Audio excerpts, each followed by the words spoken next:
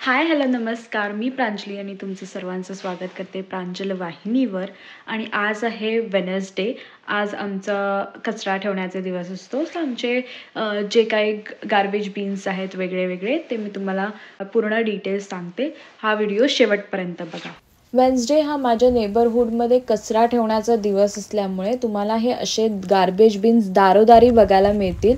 त्यातला blue bin म्हणजे recyclables, papers, cardboard, cans, bottles सगळं क्लीन अँड ड्राय.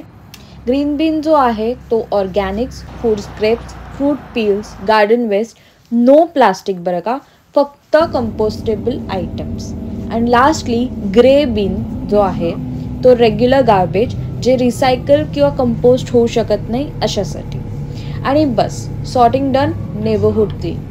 पण जेव्हा आम्ही कामावरून परत येतो तेव्हा हे आम्हाला डबे उपडे झालेले दिसतात, म्हणजे गार्बेज गेलेला दिसतो. तर अशाच कॅनडाच्या नवीन नवीन व्हिडिओसाठी मला सबस्क्राईब करायला विसरू नका.